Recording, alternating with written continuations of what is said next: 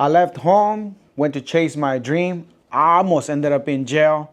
I'm gonna show you guys how I became a book barber from nothing. A lot of barbers struggle to start. If you're new to my story, I'm gonna show you what not to do and what to do. By the end, you'll understand why getting your license and finding the right shop means everything. I moved to Long Beach, California. Then I moved back to Castroville while waiting for my license test date.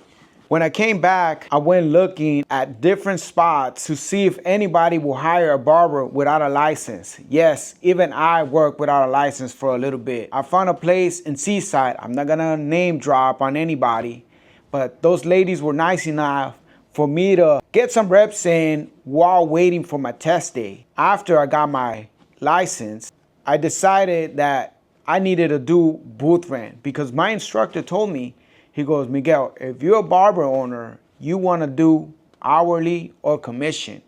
But if you're a barber, you want to rent a chair. Reasons why is if you do booth rent, you got a set rent. If you make more than the rent, the rest of the money is yours. So I did just that. I asked the ladies where I was working at that salon if they would rent the chair. But they were like, no, Miguel, we don't do that here. You need your license so you could work at a shop where they're gonna take you seriously. So that's why here at Premium Barbers, I make sure I give the barbers a printout of all the laws and regulations so they will not get taken advantage of just like I did at the beginning. In the first shop that I ever worked at, they were taxing me 50% commission of whatever I made. That meant that $12 haircuts, I was only bringing home $6. Now, can you guys survive of $6 an hour? Now, that's taking advantage of your barbers. I walked into different barber shops and some of them rejected me. In one particular one, I walked in there and I asked the lady if they needed any help. And she was like, oh, let me get your number. And if the barber that I just hired doesn't work out, I'll give you a call. I never received that call. So I decided to go and look at other barber shops. I pulled up at this barber shop in Chinatown with my button up, some slacks, and my little yellow envelope in my hand. And the guy looked at me like if I was state board, like if I was gonna raid his place. He turned pale and he was like, no, we're not interested. Like if I was selling something. All I wanted was to rent a chair at a shop. So after I got rejected from the last place, I decided to take my chances somewhere else. And I looked at myself and I was like, maybe I need a haircut. Maybe that's why people are rejecting me. I was looking bummy. So I went to the Northridge Mall and walked into this beauty salon and I asked if the lady knew how to do tapers.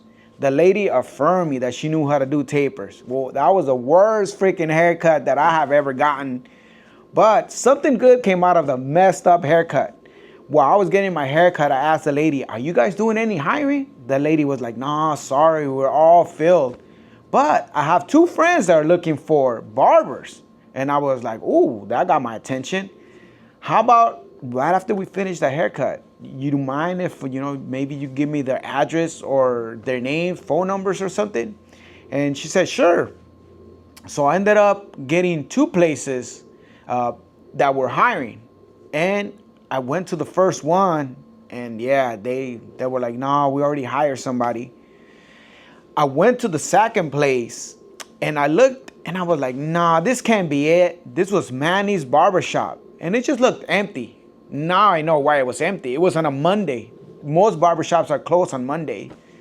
So as I was driving away, something made me look back, and I'm like, wait a minute. She said it was a beauty salon. So I busted a quick U-turn, parked, went inside, introduced myself, and I asked, hey, are you guys doing any hiring? And she was like, yeah, just come back on Thursday. Right after I had told my wife that I was gonna go look for work, and she told me, just don't go look for work at the east side. Well, guess what, guys? I ended up working at the east side of Salinas, California. Biggest challenge that I found on the first barbershop where I started renting a chair is that a lot of barber owners don't teach you how much you could price, how things are run. Sometimes I feel it's not because they don't want to teach you, it's because they don't know There's certain laws and regulations that you have to follow. As a boot renter, you have to set your own prices.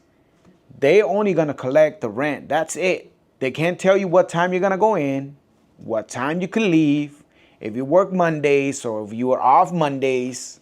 That's really up to you because you're an independent contractor. In the first shops, you're always gonna learn a lot of things. And one of the things that I learned in my first barber shop was that if you don't have liability insurance, you're liable if anything happens to your clients.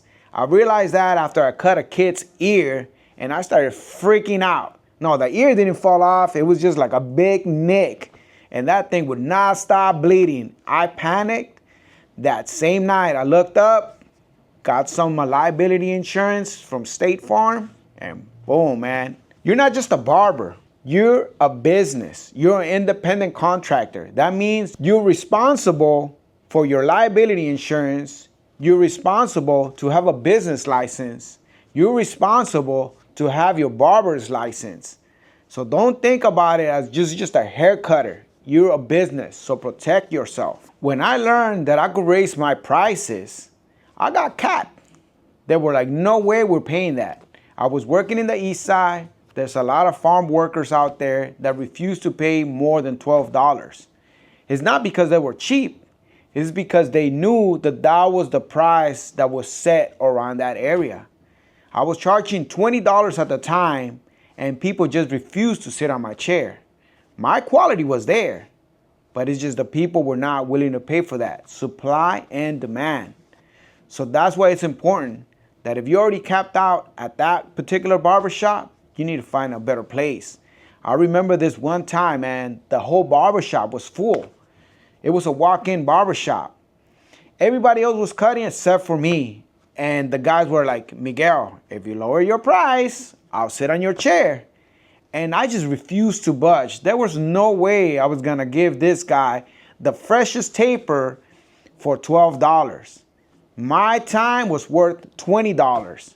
Yeah, right now you guys are like, damn, I would have taken that $12 over nothing. Yeah, but I was so prideful that I was like, no freaking way, I'm not doing this. So I met this guy by the name of Danny. Well, Daniel.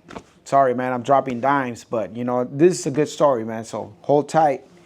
This guy was working at the shop, unlicensed at the time, and he told me, hey, man, as soon as I get my license, I'm out of here. And I was like, dude, just get some reps up right here. I was doing good, I guess. You know, at the time, I thought I was doing good, but he left as soon as he got his barber's license. And he would continue to go back to the shop, and he got haircuts from me. And I would ask him, hey, dude, how's it going over at the new shop? He goes, dude, it's going well. I'm charging $30. I'm like, what the $30? Dude, people don't want to pay me 20 bucks right here. He goes, Miguel, it's not because you don't know how to cut hair. It's because the clients that are being attracted to this place are not going to pay you the $30. My ego was telling me like, dude, come on. I have more experience than this guy, and he's making more money than I am. I got to do something about it. So one day I told him, I go, hey, man, if a barber chair ever comes available at that shop, let me know. Sure enough, within 2 weeks, he hits me up. Hey, Miguel, a chair is available. Are you still interested? Of course I'm interested. But I didn't tell him that because I didn't want to sound desperate. I go, let me think about it. The following Monday, I went and talked to the owner of the barber shop. And he told me, hey, as soon as this guy leaves, yeah, you're more than welcome to start right here. And I did that. And the greatest things happened to me. That first week, I made more money than I had ever made in the other shop. Or when I was at the beauty salon, I was making about $500 a week.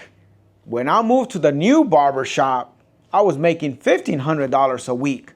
My income just tripled just on moving to a better location barber shop. If you're stuck at a dead-end barber shop, just know that here at Premium Barbers, I will teach you everything that I know to make sure that you keep on growing. So I made the move to a barbershop called Privilege Barbershop. Hey, shout out to my boy Cookie, because he held it down for me for years and he helped me out a lot. So the power of retention, if you move from a barber shop and you have 200 clients just like I did, and then only 75 of those clients follow you, it's not because of you, it's because of the price. And not every 75 client that stayed actually continued to support me after that. So don't be afraid of losing some clients. As messed up as that sounds, those clients were not meant for you, and you were not the barber for them. This is another lesson that I learned during that transition, that not all clients are loyal to the barber. They are loyal to the shop or salon. So it doesn't matter if you go to a different shop and it's better than the last shop. They just like the environment from that particular barber shop. It has nothing to do with you. So if the clients didn't follow you, don't beat yourself up. Don't lose sleep over that. You'll get clients in that new shop that are gonna appreciate you in that particular environment. So renting a chair at a barber shop, I was in control of my barber chair, but that wasn't enough for me. I wanted more growth. I wanted to have control of my whole business. So that was one of the reasons why I decided to open up my own barber shop. So during COVID, people thought I was crazy, me opening up a barber shop just after the pandemic. But I don't know, I just had a hunch that I had to do this. I was scrolling through Craigslist and I found 3 spots. And I was like, well, out of 3 spots, one of them belongs to me. I met up with the owner of the building and he showed me around. And I was undecided on 2 of the spots. And one of them was this one here, because it had the sinks, it had the bathroom, it has parking, it's close to the freeway.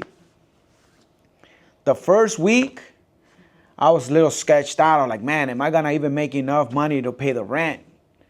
But to my surprise, the majority of clients that I had built throughout the years actually followed me. And the crazy thing about the internet now, you could put your business in Google and new people will find you. So I was not only cutting old clients, I was getting new clients. And eventually, I got barbers in here. That's how Premium Barbers was born. A place that I wish I had when I first started.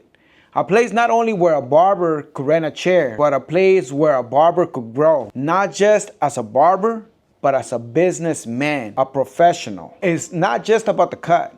It's about business, about retention, about growth, about learning how to keep your books, take out the garbage, how to keep a clean shop, show professionalism. Remember, if you guys are looking for a shop where it will teach you how to be a professional barber, not just to cut hair, but to run an actual business, call me up, man. 831-272-4603. I'll be waiting for your call. Subscribe for more business game and business advice.